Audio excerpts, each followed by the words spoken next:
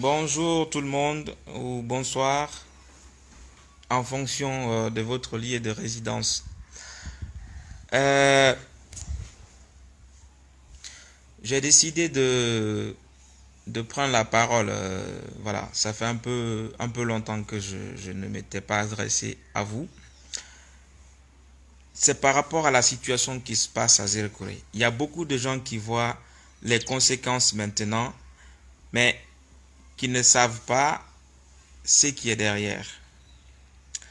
Je vais vous parler de cette milice qui sévit, qui s'appelle les Woulimos.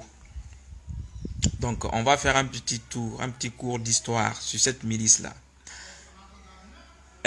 La milice Woulimos, son histoire remonte à la guerre civile du Libéria. Quand Charles Taylor avait formé un mouvement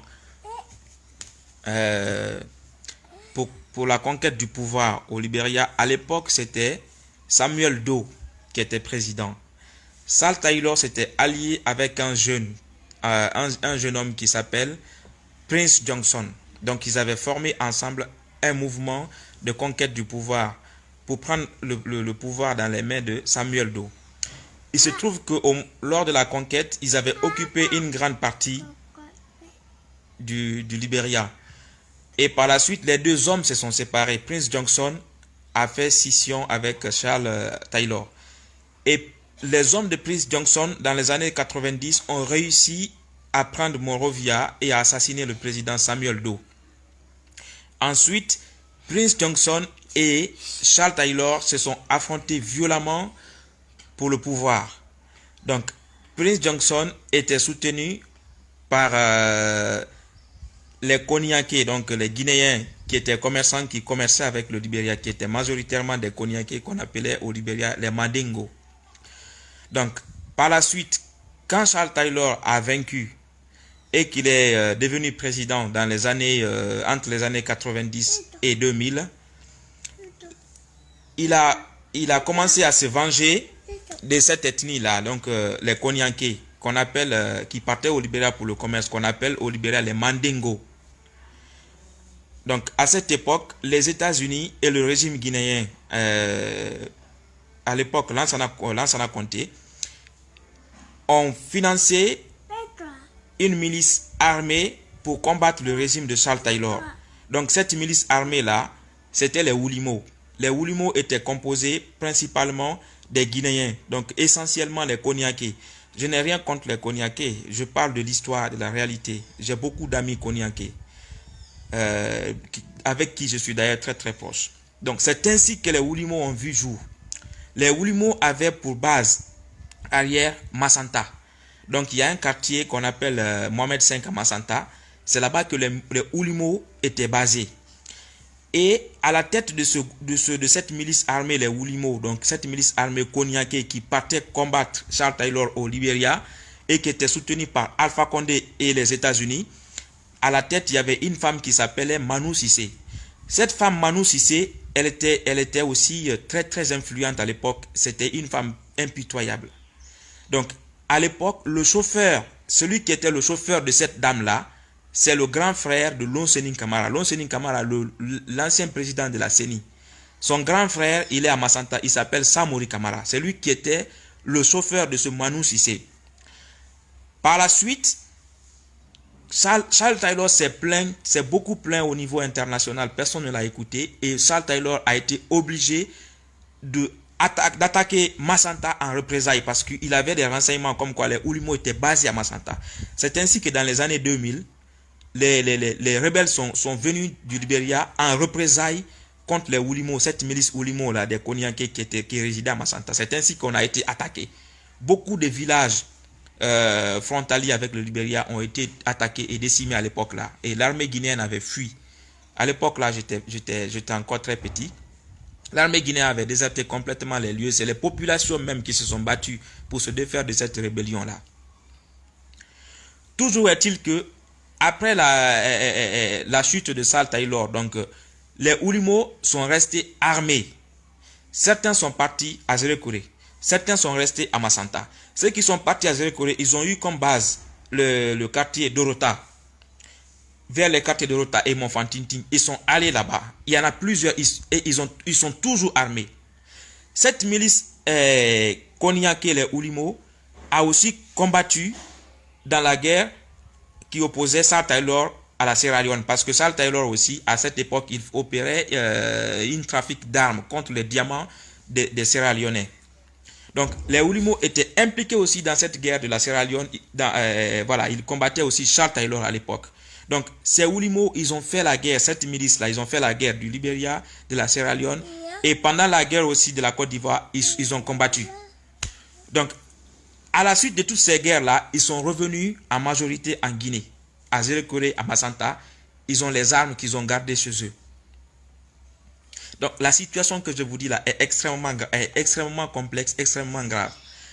Quand on a créé le mouvement El Azologa, ce qui se passe aujourd'hui à Zérekore devait se passer à Massanta en premier lieu. Quand on a créé le mouvement El Azologa et qu'on a commencé à rallier beaucoup de monde, on a fait beaucoup de bruit, Alpha Condé a donné l'ordre à Papa Koli Kourouma de venir nous anéantir à Massanta. La stratégie que Papa Koli Kourouma a vue, il est venu, il a réactivé, il a vu le grand frère de Lonsoning Kamara, Samori Kamara, celui qui était le chauffeur de Manu Sissé, la maman des Oulimo, il l'a vu. Il lui a donné de l'argent.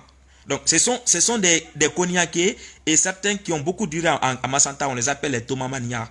Papa Koli est allé graisser les pattes de ces gens-là. Il leur a donné de l'argent pour venir nous attaquer.